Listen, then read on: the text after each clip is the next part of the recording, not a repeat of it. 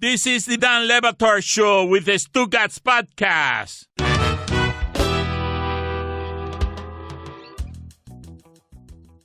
Start of the day, start of the day. It is the start of the day.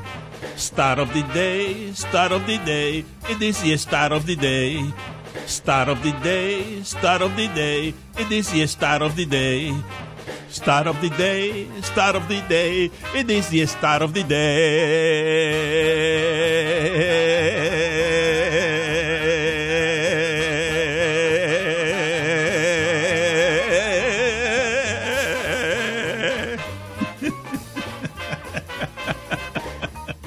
I love the wording on how this was reported.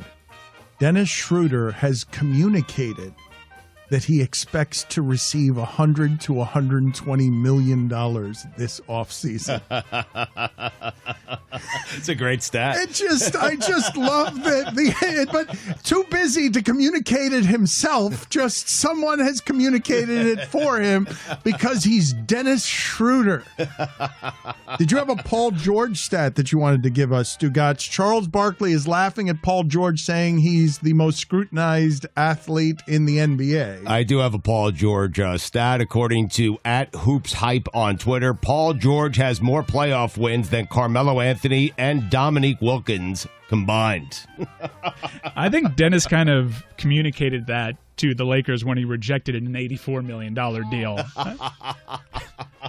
Darren Ravel is also reporting that the Harrison Ford fedora from, what would you pay for that, Stugotz? It is now sold. The fedora that Harrison Ford wore in the Indiana Jones movie, Indiana Jones and the Temple of Doom. Indy.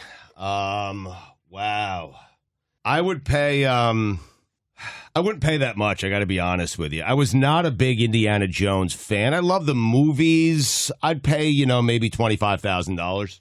$375,000. What? Is what it has gone wow. for. Way to play that game. Big day for Ravel. It's arguably a bigger day for Ravel than it is for Bobby Bonilla. Because no one loves Bobby Bonilla Day quite like Darren Ravel. If you want to hear Bobby Bonilla actually talk on Bobby Bonilla Day, venture over to South Beach Sessions. What? A bonus episode of South Beach Sessions featuring the man himself, not Darren Ravel. Bobby Bonilla on Bobby Bonilla Day. Wow. And yes, we talk about that contract. And Billy, before I shoot it over to you, shout out to Stupidity, which is doing work. A bonus episode coming out tomorrow. You got a big-time exclusive interview with Sam Van Gundy dropping tomorrow. I did a rarely get an exclusive. I had to put my journalist hat on, and I asked Stan Van Gundy the tough questions. He answered them while laying in bed. It was great. Darren Ravel, by the way, much respect to Darren Ravel, I guess, because no one's turned trivia night at the bar guy into a career kind of like Darren Ravel has. But he had this tweet the other day about the Nathan's Famous Hot Dog Contest that was kind of insane, where he was announcing who's going to be broadcasting it, and it's Gojo. And then at the end, because he's Darren Ravel, said, Jason Fitz will be doing grill side reporting, a position I invented. So he wanted to take credit for inventing sideline reporting at a hot dog eating contest. It was the strangest flex I've ever seen. Grill side reporting, though, sounds delightful. I mean, it really does. We have a couple of South Beach Sessions this week, and I really did love, side by side, seeing it come up on my Twitter feed earlier this week.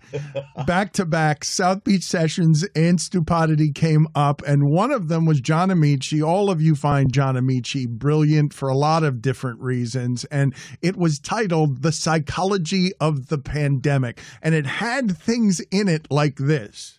Dignity is not a finite resource. I know everything else is. I know money is. I know all this power may be. But dignity is not a finite resource. It's one of the few things that when you take it from you and give it to someone else, both parties get more. I wish people would recognize that. He was talking about masks and mask wearing on behalf of others. But I love that side by side on my Twitter feed, it was that. And then Stugotz, and the title on Stupidity was So Many Wieners, because he was talking to Joey Chestnut. Joey Jaws. And there was get this week, man. A couple of wieners, cutting it out. It made me so happy. Darren Ravel also reported something else here, and it is chaos in the NCAA. we are headed for absolute wonderful anarchy throughout the NCAA. And a gymnast, and again, forgive my ignorance on this, I'm not familiar with LSU gymnastics, but they're a very good team. Why aren't you not, sportsman? It is my mistake, and I feel terrible not knowing the woman's name, but she is one of the best gymnasts in collegiate sports, and he was reporting that she is going to make $1 million this week, that she's going to be one of the athletes Good for her. who makes the I know Wisconsin's quarterback has trademarked his logo, but we are headed. De'Ara King is headed out here. The Sports Illustrated article. De'Ara King was so ready for this. Yes, he's going I bought a piece of merch from him already. Paid appearance tonight. He's going because they're going to start making but it's going to be chaos. Oh, I'm supporting all these kids. Mike Harley, what do you want me to swipe up on? Mike, but are you hearing some of the arguments? Because it's ludicrous to hear the arguments, hey, this is going to take away from the reason the kids are there in the first place. Academics. I mean, their sport won't take them away from it, but this will. And I would really love to credit the Ringer podcast that I was told was relayed to me that actually women athletes stand to really gain from this too. It's not so much their sports, but the reason behind it kind of left me feeling icky because like Instagram, what an untapped resource on the swipe up. A lot of thirsty guys following a lot of LSU gymnasts. It's just like, okay, I follow the logic tree. I don't think I want to. Well, I don't think those are the only people that are fans of this. I would also like to point out that I find it an interesting point that we are talking about Olivia Dunn, the LSU gymnast, having 1 million Instagram followers and becoming soon to be one of the highest paid athletes with NIL laws now. And we were just saying on this show only a few weeks ago, people don't watch gymnastics. Well, some of us were saying it, not all of us. But I find that very interesting. But who says that? Gymnastics is hugely popular, and during the Olympics especially, but not just during the Olympics. She's got more than 1 million Instagram followers for a lot of different reasons. It's not just thirsty dudes. I believe Chris Cody and Stugotz said that on this show a couple weeks ago. I watched gymnastics. Are you kidding me? Bart Connor, Mary Lou Retton, Mitch Gaylord. I mean, 40 years ago. That was the 80s, the 84 LA Games, man. That was the height of gymnastics. I mean, it was. It really was. Now you need to just name a bunch of gymnasts, Chris Cody, to prove how much you love gymnastics. From 40 years ago, please. Uh-huh. That silence you hear is not that Chris Cody is not here. It's just that he's staring at us, scared and confused. What do you guys want from me? All right, you know what? Everybody loves gymnastics. It's a very popular sport. I'm sorry. It's so rare that like a point that someone makes on a show can come full circle so quickly. Like I don't find any joy in saying that I'm right. But that's not true. What are you that is right a lie. about? That is a lie right now. The grin on your face is the biggest it's ever been. You enjoy that apology. Chickens! You don't get any joy That's a lie. out of saying that you're right. You have not smiled more than you have throughout the entirety of this segment, and you just eviscerated a poor scared Chris Cody. You eviscerated him into an apology that began with, "What do you want me to say?" which is not the best way for an apology to start. I mean, I'm honestly wondering how she's right, though, because one gymnast has 1 million followers. It means that this is a popular sport. Really? Wow. There's the apology. At least I projected the take onto the Ringer. I mean, Like you got to disassociate yourself from that right away. Can we get into this game? Because Meadowlark Media was offered to make some advertising here locally, and I didn't like the idea for where it is that we could have advertised and how much it would have cost, but I thought that money would be better spent on just a random UM athlete. Can we just find some? Not Derek King is going to make plenty of money from many places, but are we here for tattooed kicker guy from another country with neck tattoos? Like Lou Headley? How can we sponsor? Wow, I like this. Who's a punter from Australia? How can we? And has a name. Well, I've been struggling with names this But he segment. does have tattoos, to your credit. I'm glad I finally got a man's name wrong as opposed to the two women's name that I didn't know before the show. Punter from the University of Miami football team, we're all over. But gymnast from LSU with 1 million Instagram followers, we can't help you. Can we sponsor? How do we end up sponsoring Lou Headley, or is there someone better you guys would nominate? So I thought about this last night because my immediate reaction to any news is like, how can we make this about ourselves? And it's just, can we sponsor someone to change their name? And I'm like, well, this is kind of just replicating the NCAA formula a little bit. It made me a little uncomfortable to try to rename some center over the ball the Greg Cody Show with Greg Goad. I think we got to figure out how to do that. And not necessarily for the Greg Cody Show with Greg Cody, but maybe for Stupidity. My daughter's in. I mean, Northwestern, Rachel Stupidity, Rachel Meadowlark. I mean, whatever you want, Dan. Just make sure the check clears. There's some Mickey stuff here, but we can flesh it out where it's a little safer. I mean, Jimmy Kimmel got a bowl game. We should be able to sponsor somebody. Agreed. Let's figure that out and just unleash it upon the unsuspecting American public. Let's figure out who that should be somewhere in local sports. I want to get to this Mad Dog sound. Which should we do first, you guys? Did you find from your glove compartment the top 10 cool point guards of all time? I did, yeah. It just it happened to be there, so we're lucky. I do have it with me, yes. We'll do that after one of the original bad boys, a guy that you associate as the OG of bad boyness, Rick Mahorn next. Did that sound as awkward as it felt? The OG of bad boyness. I'm looking forward to this. Rick Mahorn has all the stories. Rick Mahorn has been enjoyable to listen to across many years here, and so he joins us now. And I don't even know where to start. You are an original bad boy. Who does Rick Mahorn, and thank you for joining us, who does Rick Mahorn regard as a bad boy? Somebody who would reach the level of bad boy that Rick Mahorn has been. Do you want it in the now or do you want it in the past? Because I learned from some of the best. I think the past is better because what I've learned over the years is the guys from the past don't regard the guys from today as quite as hard and tough because you guys played in a totally different time. Like, you must look at the NBA now and just laugh at the idea of that physical play is not exactly physical play the way it was when you were playing physically. Well, I'm not going to be that, guy to be screaming old man in the yard, get off my lawn.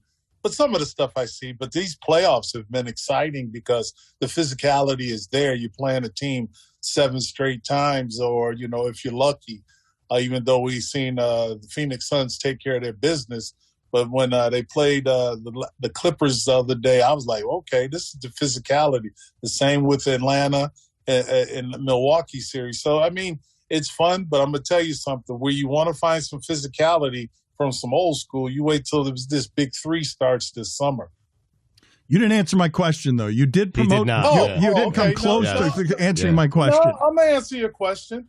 From the past, I learned from guys like Wes Unseld, Artis Gilmore. When these were the dinosaurs, this was the physical play. The inside game was all about let's get the physicality going. If you didn't, if you weren't scoring in the paint, and you were shooting jumpers, it was kind of like, you're a little soft. You don't want to come here and take that pain. But, today's NBA, the physicality starts to come in as the playoffs start. But, when you look at it, David Stern and Adam Silver, they changed a lot of the rules because, it's a lot of the three-pointers, which we never had to shoot back then. But also, Dan, y'all also got to realize that the ABA used to shoot threes way back in the day. And now all of a sudden it's prevalent. It wasn't good basketball from the NBA standards, but when the ABA did it, that was the competition that they had to knock them down. But so the physicality now, man, sometimes I look at one guy in particular, Pat Beverly, who is kind of like a hound dog. I love the nature that he has, but some of it may be dirty. People call it dirty play, but hey, we play pickup games all the time. Rick Mahorn is joining the show on behalf of the upcoming Big 3 season. Charles Oakley, do you have a great Charles Oakley story for us? Oakley came after, and I'm proud that he wrote a book. He came after I left college. We both played in the CIAA, historically black colleges. And, you get kind of that kind of edge coming into the NBA to try to prove yourself, a la Ben Wallace. Like I said, myself, you get in there, you get this chip on your shoulder. Oakley was a very physical player. Do we have any run-ins? Yes, we did. That's part of playing basketball. In fact, I talked to him the other day, which is pretty funny because, we leave all that stuff on the court. A lot of guys don't leave basketball, the physicality on the court. They hold that grudge way after. And I'm sitting there going like, dude, this is a foundation that we are all a fabric of. So Oakley and I mean, it was nothing, it's just physical looking and grilling. But it was one incident I could tell you when I hit Michael Jordan back in, I think it was in 1988, 89. And I kind of wiped out their whole bench because they were mad that I hit Michael. And I was like, hey, Michael's part of this game too. I'm gonna touch him up, buff and shine him a little bit. Next thing you know, I get ejected. But here's the kicker: they were giving out these all-star tat things that you put on your desk, and I got hit with about 12 of them. I mean, they were slinging them from the rafters of the Chicago Stadium. So, but it was fun. It was fun. It was intense. And, Oakley's always been a competitor, and I'm looking forward to reading his book. Was there a guy in the NBA that Rick Mahorn was scared of? Yeah, his name was Wes Unseld. Bless his soul. That was my dad. He taught me so much about the NBA, the mentorship that he gave me. And basically, I kind of emulated his game. He was number 41. I was 44. And all I know is that I got beat up every single day. I swear. I thought, this can't be the NBA with my arms hurting, my body hurting, because Wes Unseld was like a cinder block. And you go like, oh, shoot. The last guy that was the MVP and the Rookie of the Year in the NBA. And I'm going against him. I'm like, oh, hell no. This is a long night. But after that, he told me who was tough and who was soft. When you say run-ins, you use the phrase run-in. Do you have a most memorable run-in? I mean, I have so many of them. Shoot, it's kind of a blur. I think I started mess just to really get everybody going, but it was just more of my physical play. My run-ins, I didn't really. I mean, a lot of the guys that I had to play against, like Maurice Lucas, and then you go against Bob Lanier. Man, I was so terrified. I'm sorry. I was terrified, and I'm still terrified of Bob Lanier. I know Bobby Dandridge told me an old wise tale. Don't look at his feet. He'll punch you in the face. So they all like, the hell? They size 22. I want to see how big they are. These feet twisted and stuff. But I'm still, it was just a part of what the NBA was about, and I was glad that I had a chance to play in it. So what was it about his feet? That game destroys the feet, right? And obviously you said size 22, but I think they were so big that people would just stare at him. But he just said twisted too, so I don't know which one was it. Okay, so I'm gonna tell you about the twist. They didn't make shoes size 22 back then. You got to figure they were putting two shoes together, and it looked like it was twisting because you lace them up, and his foot was in it. It wasn't like Shaquille O'Neal's once he got his shoes. But back then, you got to figure they were just a regular old Converse leather sneakers, and you didn't get a pair a game. You got one pair or two pairs probably every 4 or 5 weeks. So you figure he's wearing a pair of shoes that he's been using, and it was twisted and stuff. So I had to get a good look at it, but I also got a good elbow across the chest. Rick, your teams were legendary. They were physical. They didn't take any bleep. But I'm wondering, did that like in practice? Did you guys fight with one another? Like, would you get into a fight with Rodman? Would Sally get involved? How did that work in practice with you guys? Them two were nothing. They were rookies, and you can kind of beat up a rookie all day. And John Sally and Dennis Rodman and Michael Williams. Mike Williams and Finis Dembo. They knew their place as a rookie.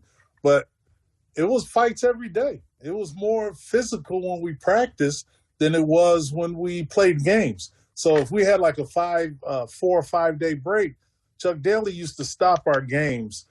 We'd play a game to 10 every day up at 7 because Chuck knew it was some bad blood, but it was healthy competition because it ain't the friendly stuff where I'm gonna help you up. Nah, we want to whoop your ass. I'm sorry if I couldn't. Oh no, let it fly. No, you got to let it fly. Yeah. In fact, I was disappointed before with your shoot. You edited yourself. Let it fly. It's okay. It's a safe space. Do you have a great? It seems like everyone from your time has a great Larry Bird trash talk story. I just heard one yesterday on the Knuckleheads podcast. Jamal Mashburn told a great one about the Dream Team. Oh, great. Do you have a great Larry Bird trash talk story? Oh, yeah. I mean, it was insulting because it was on the court. And the insulting shit about it was that I jumped out on him. And I was in my defensive stance. And I was like, okay, I got Larry the Legend. Man, you know what he said? Hey, Mayhorn. And I hate when somebody says my name wrong. Hey, Mayhorn. With his French lick tone. You got me? And I'm sitting there going like, yeah, I got you. Come on. Man, he just yelled out, clear. I said, this motherfucker just didn't say clear. Oh, now, I'm hitting the floor like I'm with Georgetown or something. I'm ready to get up in him. Next thing you know, he shoots the ball, and he shoots it and says, your face, just as he released it. So in one of those surreal moments, I'm sitting there looking at the ball going. And then at the same time, he already shot it and was running down the court.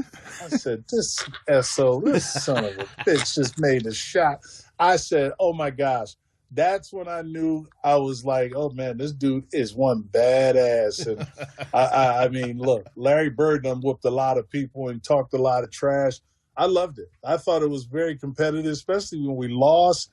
He gives you the respect as a player. He didn't have to shake our hands. I got so sick of hearing people, shake. I ain't shaking shit. I did my job. You played the game just like I played the game. So I ain't shaking shit. I even last night, I probably would have punched somebody. I would have walked up the court later for that. You beat me. Go ahead. Let's go have some fun. Win the next round.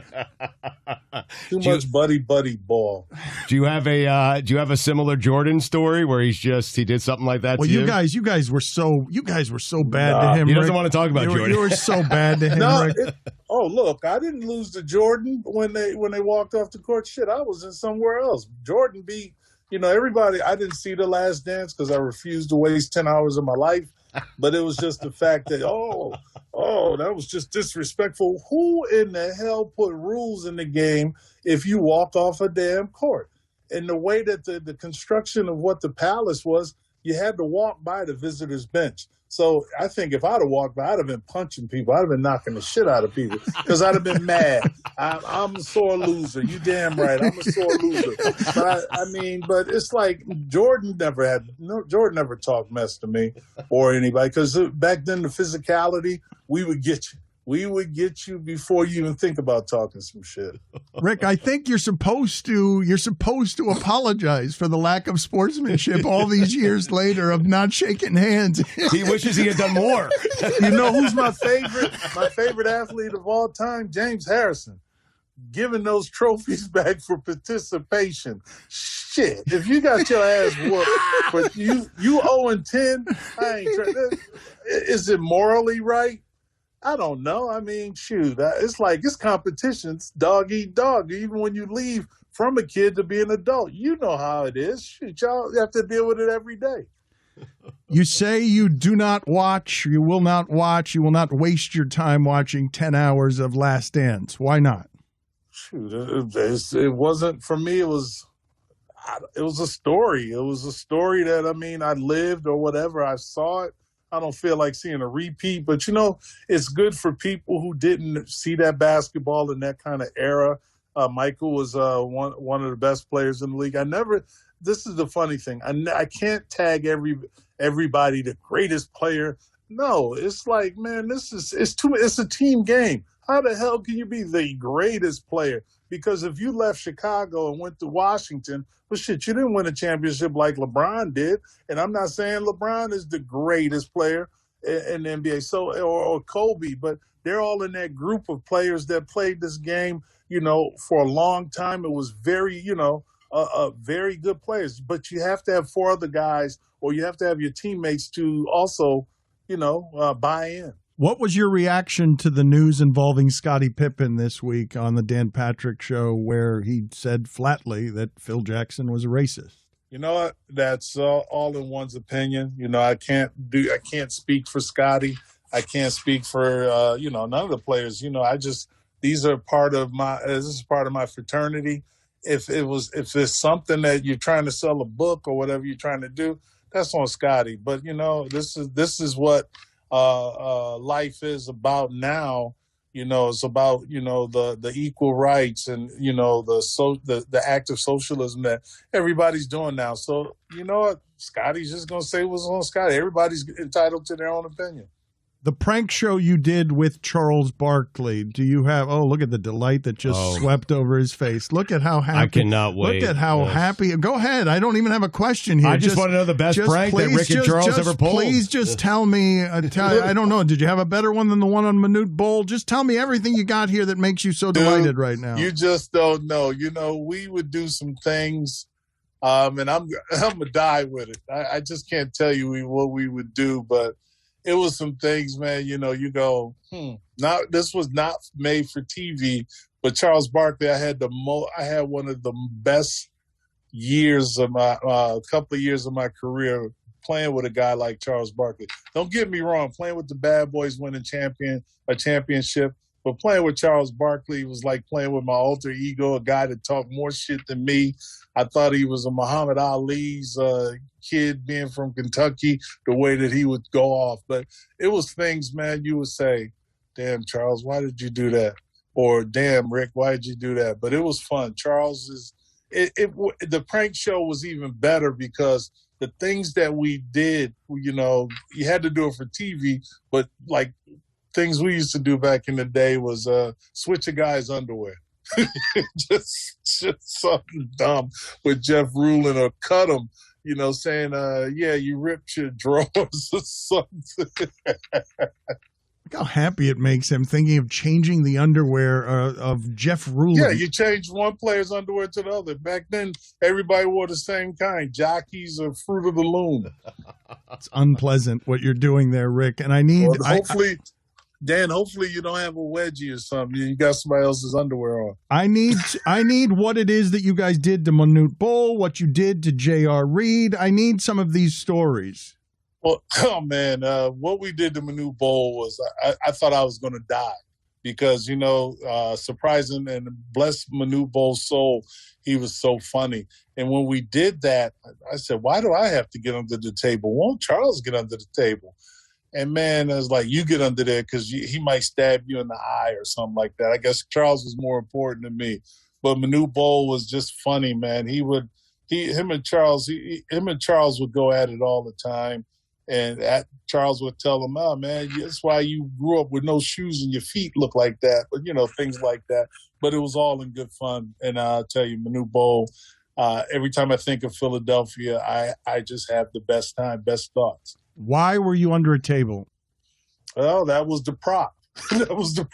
I guess Charles' fat ass probably couldn't get under there anyway, so I figured I was a little bit more flexible at that time. You saying that you had more fun in Philadelphia with Charles Barkley than you did winning championships flatly than with the Bad Boys? No, I said, in fact, winning the championship that's what, like I hope CP3 gets that chance. That's something you achieve in your life as if you're there to win a championship. Mine was the most fun because it was, to me, with Philadelphia, it was like everybody. It was like from Scotty Brooks, Michael, from Bob Thornton, Mike Jaminski, Kirk Nymphius. It was like, okay, Leonard Copeland, we're all hanging out in the rooms together. It was like, it wasn't really any separation or cliques. A lot of teams have cliques, but this whole team, it was funny because Hersey Hawkins, Johnny Dawkins, and Scott Brooks would come in my room on a road trip, order food, turn on the pay-per-view, and then I said, well, who the hell's paying for this shit? Oh, don't worry about it. Hersey got it. But, and then it's like, just shut up and pay the damn bill. I'm sitting there going like, I'm going to kill you. I'm going to get you. But it was fun because it was organic. If I had come up to you and Lambeer in the 80s and asked you whether or not you'd be coaches later in life, is that something you guys could have imagined? No, I didn't imagine it. We were, what was funny is that when I got left unprotected and went to Minnesota, when I was playing for Philadelphia, I would stay with one of my best friends, James Edwards. And I would stay at Buddha's house. And I never really stayed in the hotel. So I would try to call him, Vinny, and we would get together. But Lambier was like, "Oh," I said, "Why don't you talk to your boy? You're the enemy." I said, "You're an asshole." But I never, we've always talked about just doing something that was creative as far as business. And then when this opportunity came when he was coaching, I thought it was fun. Bill Lambier is still a dear friend of mine. Regardless, Bill is very. Is he straightforward? Yes, he is. And a lot of people don't like it, but I like the way that he handles his business. He's still coaching, and I love it. I enjoyed it. I learned a lot, and hopefully he learned a lot from me. Which of the bad boys really wasn't that bad, Rick? I guess it wasn't nobody bad. I mean, we weren't bad. We just played hard. Everybody thinks we played where we were trying to. No, put it this way: we were accountable. Nah, wait a minute. Let me think. I can't really think of anybody that wasn't that bad, because if they didn't stand up, we were going to kick their ass. I want to hear. Amin El-Hassan has told this story, and I want to hear the story from you, because Paul Silas and one of his giant paws came up behind you and smacked the shit out of me in the back of my head. And you weren't going to do. Guess what? I ain't do a damn not thing. Anything. I ain't do nothing, because you know what? You show respect to your elders. And Paul Silas was a mean ass. He was my assistant. He was he was assistant coach when I was still playing with the New Jersey Nets. Used to talk so much smack to him, but I'll tell you something. He can, if Wes Unseld or Bob Lanier hit me, I ain't gonna do nothing. That's like hitting your daddy. He is Paul Silas. It's hard to explain to people. As a coach, the story goes, I don't know whether it was Michael Carter Williams, he stuffed one of the current players in the locker, and it's Paul Silas. So you just stay stuffed in the locker. Man, it's put it this way. You think, one thing I know, I never want an old man ass whooping, but that'd probably be an old man ass whooping. And I mean, it's all about respect. And these guys respect what, these guys that all these players have done in this league. And that's why it makes it fun to be a part of this Big Three. He is, as I said, on the show on behalf of the upcoming Big Three season. You've coached the Trilogy, the Enemies. Kenyon Martin was on one of these teams. Kenyon Martin, I heard him quoted the other day. He's longing for the days when teams had an enforcer, that there are no enforcers in the league anymore. Well, that's not going to be allowed in the league, especially during the regular season. But when it's the playoffs, you need that type of enforcer. You need that guy that can, galvanize your team. I thought P.J. Tucker the other night when Milwaukee was playing, his intensity, it's the garbage points, like the rebounds, it's the second chance opportunities. Those are never shown up, even though Chris Middleton had a heck of a game. And then you look at John Collins on another team, on the Atlanta Hawks team. You need guys like Jay Crowder last night, which was impressive, that he wasn't scoring a lot of points, but he ended up giving you 19. And you go like, it's the other guys. And enforcement, there's a lot of enforcers in this Big Three. I can tell you that much, because the referees let you play. I wish I was still playing. I'd probably get up there and get a piece of that shit too. Rick, thank you for being on with us, sir. Always a pleasure catching up with you. Always enjoy talking to you. Thank you, sir. Oh, thank you, guys. And make sure y'all watch the Big Three, because I went undefeated with Trilogy, with Kenyon Martin, Al Harrington, Rashad McCants, James White, and Deion Glover. So it might be the second most professional team that went undefeated in sports, pro sports. I love that you're still not apologizing for walking off the court. I feel like them. He wanted to punch him. I told you I would have went over there and punched. I'd have been kicking ass all from 1 to 12. Nobody would have got none of it. I would have Don't get me started, Dan. I would get that. No, I don't even shake hands when I lose a championship. Man, forget that. Thank you for being Rick, man. Y'all done pissed me off, and I'm about to get off. See you later, Rick. Bye. Bye. See you, Rick. Let's transition seamlessly. Let's put a bow on it by hearing from Mad Dog on a couple of different fronts here before we get to Stugotz's top 10 coolest point guards.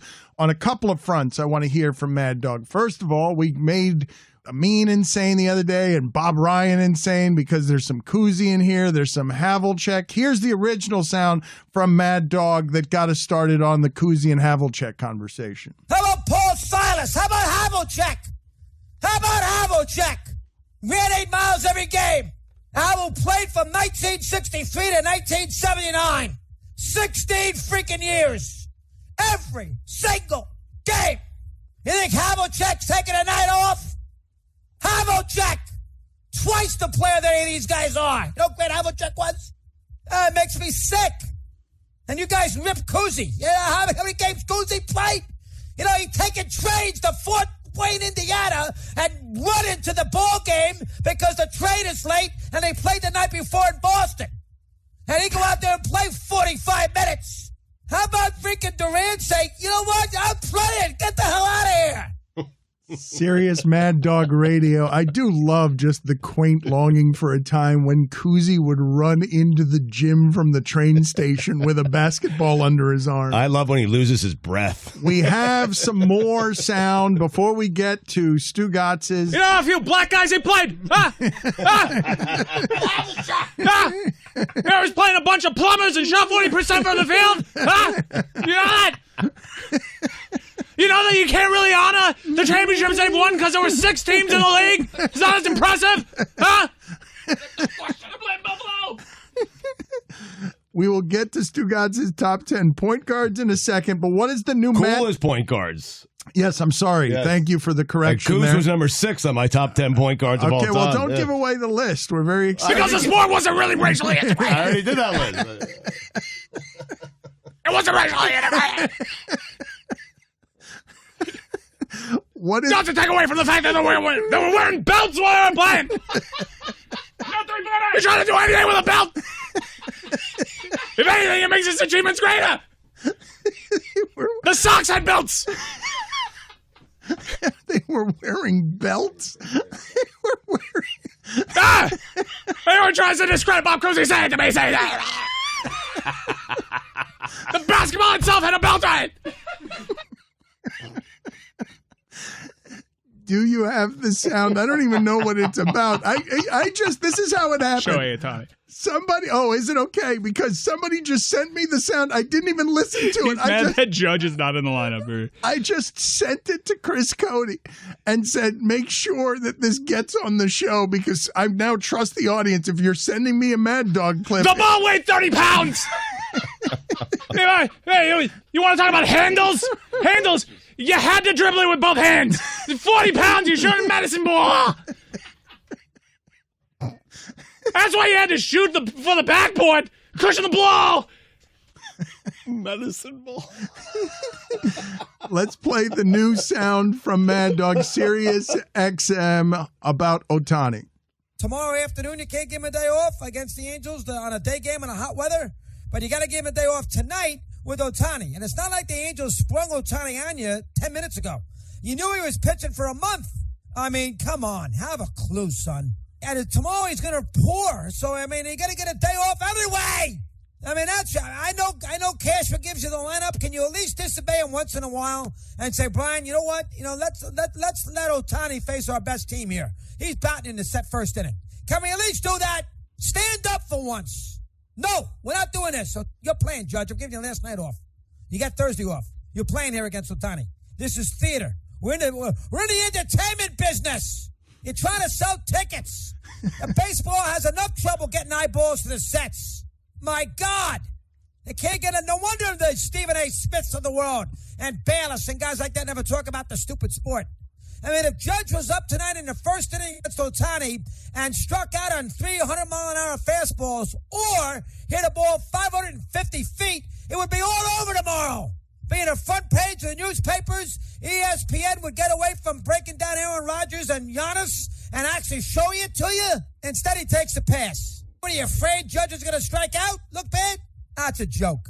It's a joke. You can't defend it. Under any scenario, you can't defend it. Don't tell me you think he needs a day off. You could have given him a day off yesterday. You could have given him a day off Monday. You could give him a day off tomorrow. That doesn't work. You're playing the same team. You're not playing a team in your own division. Very annoying. Very freaking annoying. And the thing that bothers me more than anything else, there's no sense of theater here. And I understand these teams got to go out there and they got to worry about their own team, but they got to have a little feel of it. Come on, please. First inning tonight, 100 miles an hour against Judge, Yankee Stadium, buzzing on a hot night. That's baseball. That is baseball. He's right. I love how much he hates a day off. It's a consistent thread through all of his work. But I also love how much he hates a day off while working for Sirius Satellite XM, where Howard Stern just got $500 million and took the whole summer off and has his fan base entirely outraged because he's taking the whole summer off. That is baseball. On a Monday. He could have taken a day off yesterday. He could have taken a day off Monday. Monday. Yankee Stadium buzzing. Have a clue, son. That is baseball. That should be on his tombstone. Whenever it ends, as he just shouts takes at the top of the coffin. It's never going to end. I know it's not. That is He's baseball. going to be a little bit breathless, but never totally breathless. That is baseball. Let's get to Stugotz's top 10 coolest point guards. All right, number 10, Nick Van Exel. Nick the Quick. You like that one, Mike? Never won a title, never won a championship, but we're not doing that. We're doing coolest point guards of all time, which brings me to number 9. A lot of white kids in the burbs shaved off an entire eyebrow trying to put the Nick Van Exel cuts in your eyebrow. Number 9. Steve Francis. Stevie Franchise. Number 8. Dan, at one point, he was number 1 on this list. Many, many years ago. Michael Ray Richardson. Number 7. Many, many years ago, this man was also on my list, and he remains on my list at number 7, John Crotty. What happened? What do you mean? What? Smooth shooting lefty, Dano. Cool as a cucumber. That was so loud, that joke in your ear. Wow. You heard it? He didn't hear the previous one because his hearing is bad. I was waiting for what the other one was before Crotty. Number 6. Number 6, Dame Time. Dame Dagger. Number 5. Number 5, Dan, is Fat Lever. Now, Fat wasn't really fat. He was actually skinny and small, but he was super quick, super good, and super cool. That's what they call me when I leave any place. Number 5. I think that was 5. Number 4. Russell Westbrook. Number 3. Clyde Frazier. Clyde the Glide at one point was number 1. Also the only guy on this list who's won a couple of titles, I think. Number 2, you ready for it, Dan? I don't know, am I? I don't know, are you? I don't know, am I? Penny Hardaway.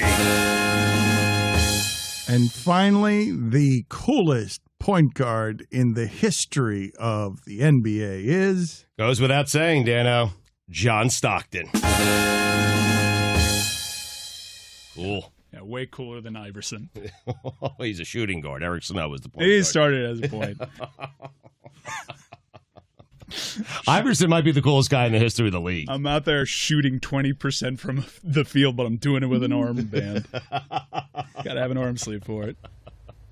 Stugotz, does it impact his legacy that John Stockton was recently in an anti-vaccine Oh, documentary? come on. I mean, Can't we not ruin everything? Can we not ruin everything? John Stockton, you should have heard him negotiating before that list made an appearance between Stockton and Mark Price as his coolest point guard in NBA history. You ain't going Mark Price? I should have went Mark Price. You're right. I mean, what a great team that was. Georgia Tech, before he got to Cleveland, the rambling wreck of Georgia Tech. They had John Sally, Bruce Dalrymple, and Mark Price. How do I remember this? I have no idea. Sounds like John Stockton found a shot he didn't like. Wow. Get it? Yeah. But he passed on it. That was the shot. It's good stuff. the Free Britney movement, I understand like how it takes shape.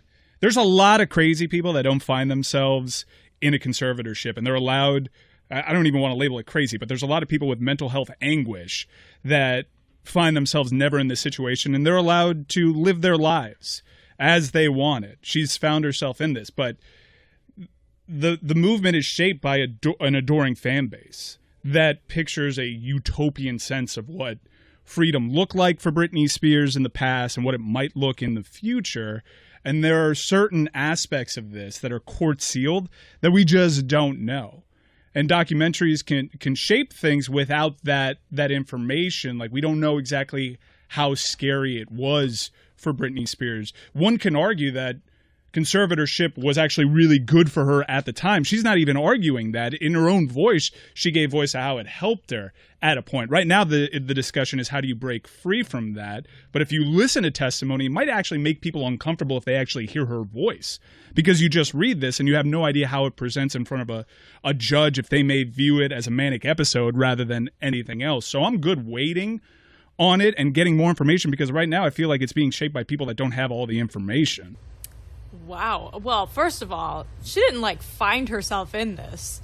This was like forced upon her. She has no say in any of the people that she's been bankrolling with her multi-million-dollar tours and residency in Vegas for the last, I don't know how many years. Like, I feel like she has no agency in the situation. So maybe there is some type of arrangement that should be made to make sure that she has her mental health monitored. But is the conservatorship the way to do it? Like, waiting and see just means that she stays under this, like, kind of this agreement that makes no sense for someone like her who is performing and doing all of these things every day and bankrolling all of these people. Like, there's a better way to do that. Oh yeah, no doubt. And she was arguing in the past for someone of her choosing to be the conservator. Like, I get all of that. It's just not a popular thing to say, hey, we're not operating off of all the information here, because of the stuff that's the darkest, the most uncomfortable, the most dangerous. We just simply don't know. Documentarians can't release it. It's court-sealed, privileged information. So when they make a decision on the whole, you're just seeing what's out there. And when you see Britney Spears dancing in an IG, you feel like you know what this person's freedom might look like when you really don't have any idea. So the unpopular opinion is just strictly to point out we're just acting off of half the information here, shaped by Britney's fan base. And like I said, plenty of people are allowed to have mental health problems and be free. And you're right to correct me. She didn't find herself in this. She was placed in this because things got really dangerous. Because there's an argument to be made for it because she came out of it.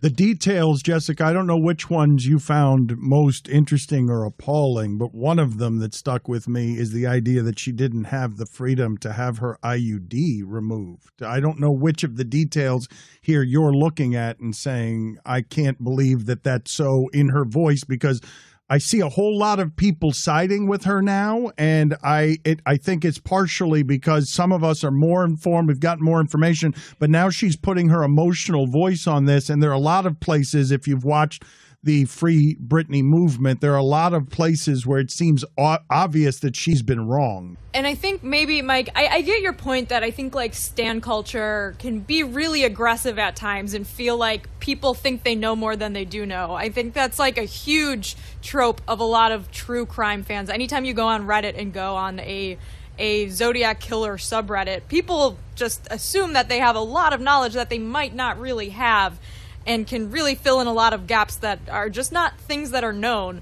But I do think now, to Dan's point, we've heard her speak on this for the first time finally, and the things that she said are horrifying. So like we have heard her opinion now, and I think like this really is a pivotal moment in the Free Britney movement where we finally have heard her speak, and the things that she's alleging to be true are horrifying. I would say a lot of people have read her speak, not heard her speak, not experienced her speak, not watch her and observe her when she's not speaking in a courtroom. And that's all I'm saying. As someone that is totally into this story and wants her to be free, I understand why someone listening to this may say, well, wow, what a take, Mike. You're coming out as anti-Free Britney. I'm not. Howard Hughes could have used this.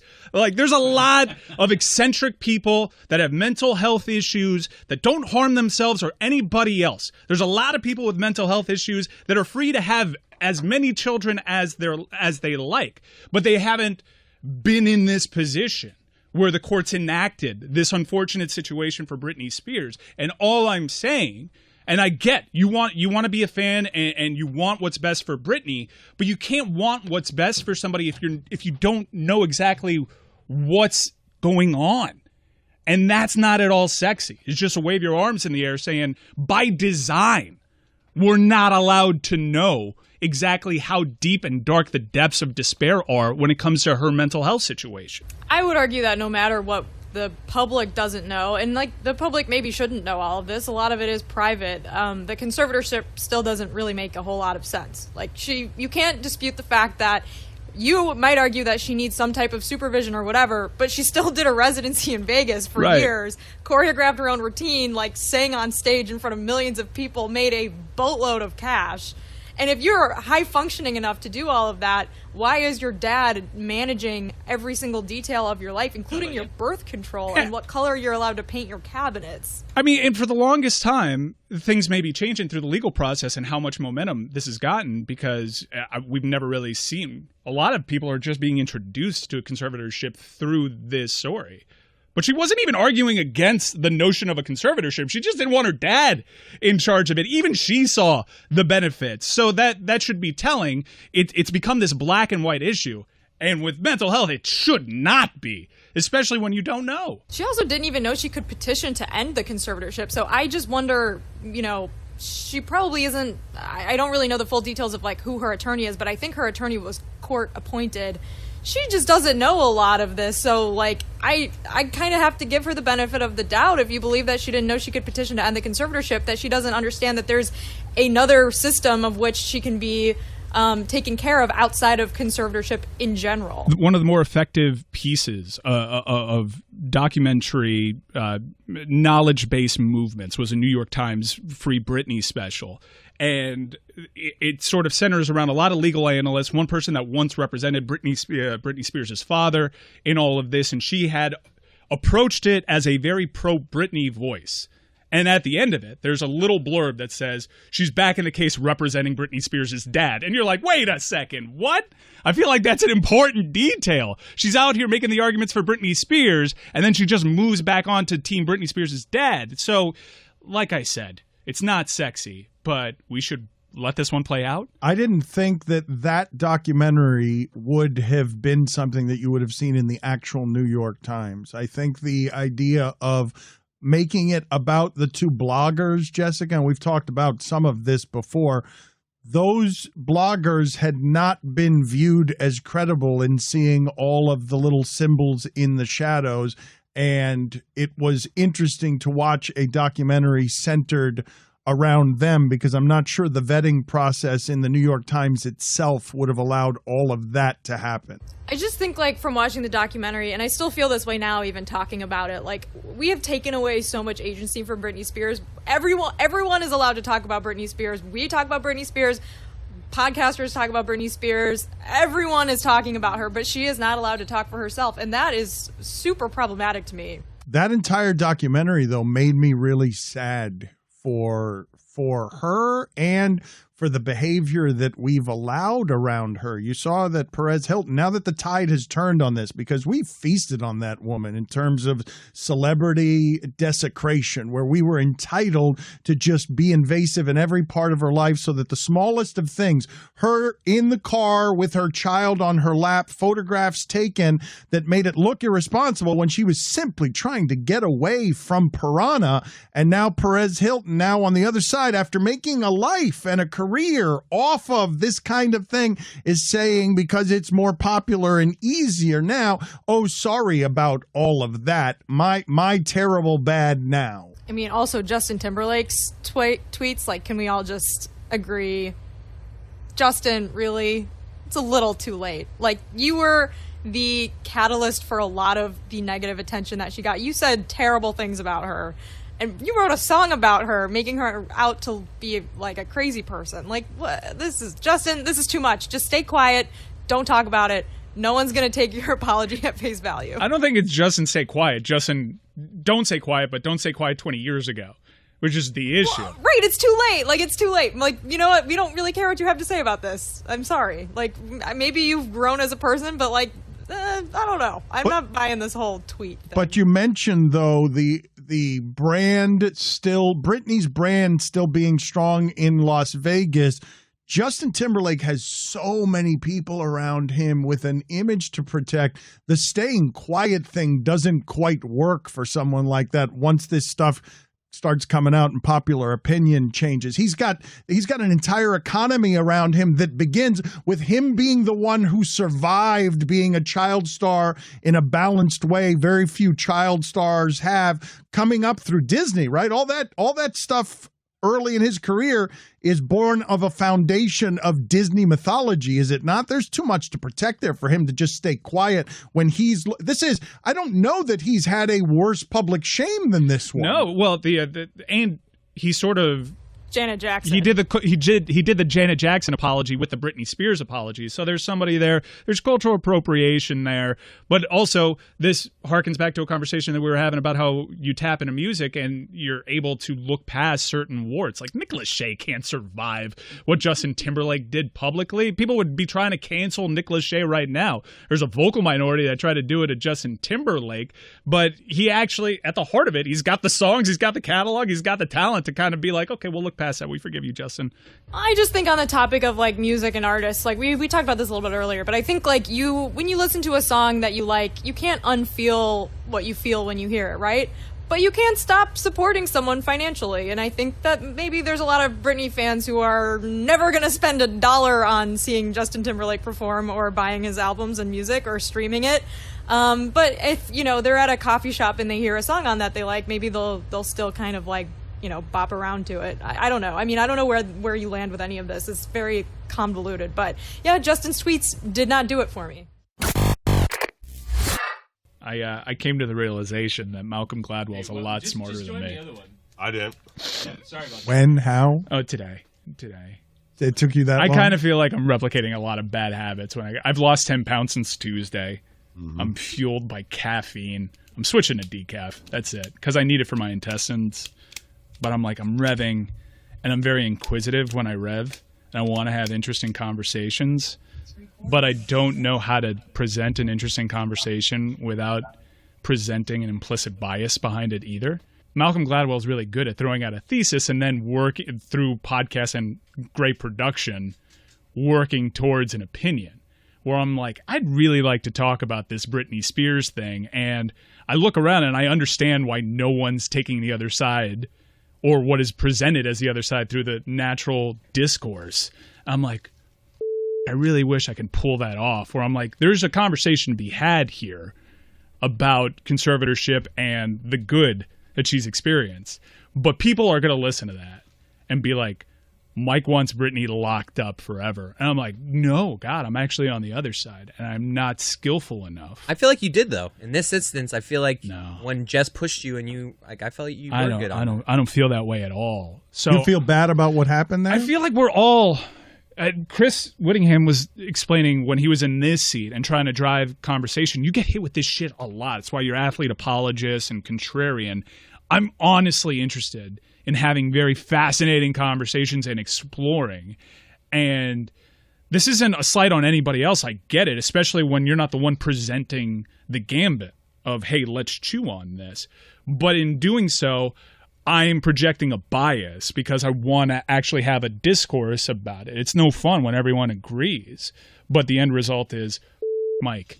That's part of what it is that we do around here, though. And to me, it leads, that curiosity and the ability to be counterintuitive is what gets you to interesting. I don't believe that if everyone is clucking in the same voice that it is any kind of interesting, but you have to risk the unpopularity that comes with that, and it's baked into the bread. It's the only way conversationally that you can arrive at anything interesting, unless everyone in your group is so thoroughly informed that the curiosities don't even have to be satiated, because everyone knows so much about the subject matter that it can be a uniform consensus opinion that feels like fact. But I think that thought. I think this environment, radio and the intimacy of it, and the fact that it's got a different set of rules than anything else you see conversationally, ends up birthing some of that because you're willing to do something. Well, you also like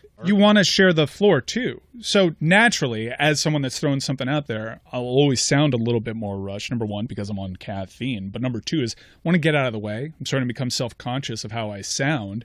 And I can't really project a thoughtfulness if I want to do all those things and actually have the debate. And the job that you're in, though, and the job that you're specifically in, where you've got, I mean, Whittingham had to have felt it over the 3 weeks. I'm guessing Whittingham, without knowing, I'm guessing that you're getting a lot of blowback about why is this new guy talking so much? Why does he have so many opinions? Because somebody around here has to play the role of, not being popular guy that gets the applause at every turn because the applause is there to be had in the windows. Yeah, I mean, I got some of that. I'm not terribly bothered by it, but it's more, I think to Mike's point, it's about like the framing about the way that things are discussed, right? So like Mike is trying to introduce a point, and you can only do so if the implicit bias is I agree with the other side of this question.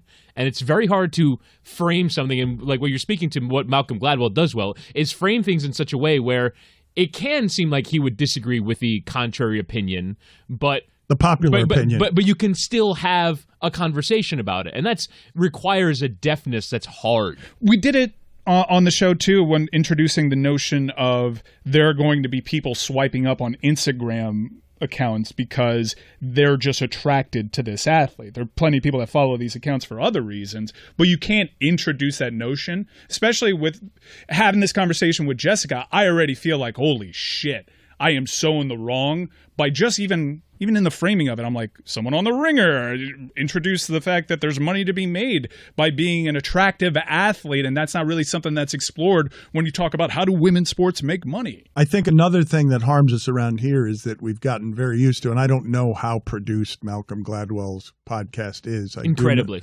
Okay, well, then I mean, what do you imagine it to be, Dan?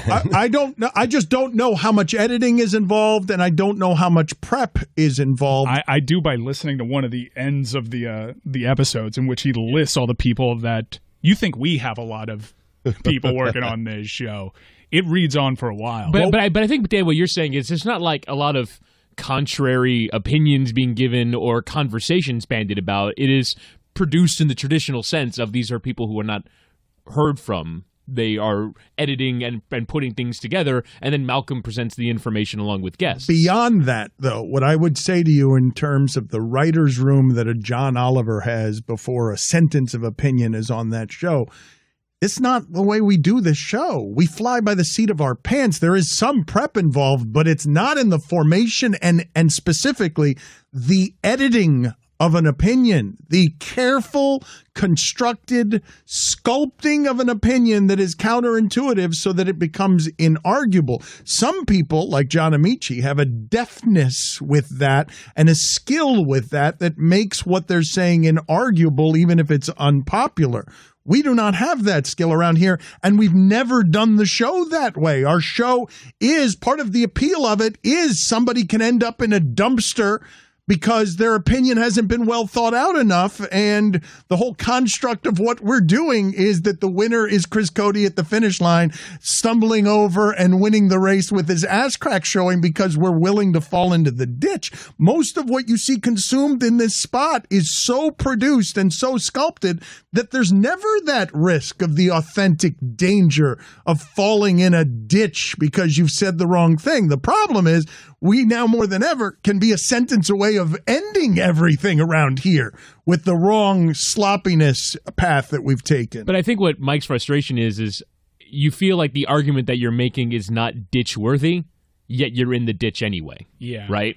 And I think I certainly have experienced it. I mean, Chris was telling me about like earlier in the show in which a time in which he experienced it. Like we all kind of feel that way at the end of it sometimes where it's like, was what I was saying that wrong? Yeah. And yet you feel that way. I'm just bummed with what people's inevitable takeaway is going to be, that they think it's sensationalistic and I'm taking a side when I really, in my mind, want to shape what is an interesting conversation, and it ends up turning into like First Take, only I'm wrong, and I'm wrong while I'm speaking to Jessica, which is like a really losing position for me. Jessica, I threw this out there as a gambit, not knowing that you were still in the Zoom, and I'm very curious to know what your position is on this entire conversation. Well, what's happened? Has there been blowback? I have no idea. I don't even know if the episode's been posted. We haven't published it yet. So he's predicting blowback. Yes. What happened is I took 3 weeks off of self-reflection, and I feel myself getting into some of the same traps that made me feel uncomfortable in the first place. Stop thinking, Mike. Well, that's good for you, Stugotz. I don't think that works. It doesn't work for everybody. It works swimmingly Yes, for me. it works for you. It doesn't work for everybody. I'm just trying to give my friend some advice. think less. I think he might be overthinking this particular one. Like, I thought when Jess pressed him and he got to kind of explain what he was doing there, I thought you were articulate on that. You're right in that I'm overthinking it, because in this I might be isolating an incident, but I'm looking at the show as a whole. I don't like how I came off with the athletes being paid, and I feel like I'm replicating bad habits, and I don't want to be presented as such. I honestly just want to chew on things, and I'm really hopeful that Jessica can give me some soothing here. Well, I think one of the hard parts about this show is that it moves so fast that sometimes if you miss the nuance the first time you say something, you never get a chance to go back and explain it. Like the same thing happened to me today. I think we all this probably happens to all of us every day, where I threw out like Mia Farrow and Woody Allen as an example of like Hollywood celebrities and directors, like the director-actor relationship being like more convoluted than like, you know, what Marvel was saying that Taika Waititi did. But like, that was a bad example, and I didn't really get to explain that, and then I was like, shit, should I not have? And then Dan took it in a different direction, so I was like, by the time I like kind of formulated that opinion, we were like 20 minutes down a different train of thought. So like, it's hard to have nuance a lot of times with this show because it's moving quickly, and I think that like it's just a reminder just to, I don't know, be respectful with what you say, because I think that you will get the benefit of the doubt when you're being respectful about an opinion, which I think you were on the Britney Spears thing. And I don't know. I really I didn't see that as something that was inappropriate, because not every conversation has to be a debate. I'm here for a new segment after the post-game show now, post-game therapy. Where this is the post-game. No, this is the post-game. Does it have to be 3 hours long? You're not going to be here. Yeah, you're not gonna, like you will. Your thing in therapy is just, hey, do you guys need to talk and think so much? I just want to be on this gambling site betting on tennis. Honestly, Stugotz, just sit there and listen. I'm pretty sure I'll pay you $200 an hour. Okay, I mean, done. Listen, I'm telling you, life is a lot easier when you do top 10 point guards of all time. Yes, and the top 10 coolest point guards of all time. Agreed. And then you laugh with Rook Mahorn a little bit, and that's Mike, it. I'm telling you, we need to add, because people wonder all the time. I've heard Mina wonder this because the podcast business is tough. Another overthinker. How is it that this show gets people to listen in this particular streaming climate for 3 and 4 hours a day? I think we should add another segment, post-game therapy. Just, what did I do wrong today? Let me count all the things that make me a terrible human being where I fell on a grenade on behalf of how the show is done. Did you say $200 per hour? I'm telling you, it's about the bad habits. Already, I avoided Twitter mentions for 3 weeks. I was happier and better. How glorious was that? It was. And then I saw a tweet after the local hour was posted, which is, it's laughable that you thought the Suns were a piece away. I'm like, asshole, I was saying it last year. And I already see myself hovering over the phone. You're Kevin Durant. I was in it. I was typing my response. And then I remembered. I was gotta like, let that go. No, I was just like, Mike, remember the sands of Malibu with your daughter. And I pressed X on it. And I was just like, Mike, they missed you so much. They missed you. I pushed everybody away. I pushed everybody away today. That's it. So you take 3 weeks away, and your first move is, I'm kicking everybody else out of the David Samson thing. It was terrible. It was made so much better by other people being involved. It's bad. A piece away. If I could go back and erase every time my voice was on It today's was a show. good show today. Mike, you can't, honest to God, we did some good shit today. Which one? The first one or this one? We did so many good shows today. So I'm here for us just examining everything we did wrong now in a post-game show therapy. What did we do wrong? Where was so-and-so the asshole today? Is here a whole nother show. I call for Mark Bergevin's firing today. He did that. Roy fired. You never have done that. That's unprecedented in the history of the show, isn't it? Yes, and I will not take that back. He deserves to be fired. It felt good, didn't it? Yes, it did. We should all be more like Stugotz, every one of us. That's what we're going to learn in therapy. What am I paying you for, therapist? All I got to do is not think, care, or pay attention to anything anyone says about anything, and I'll never be wrong, even on Chris Paul, on the most wrong day of my life. I'm not apologizing. Do it in the finals. And in the process, find out I have a bad relationship with my parents. Through no work of your own.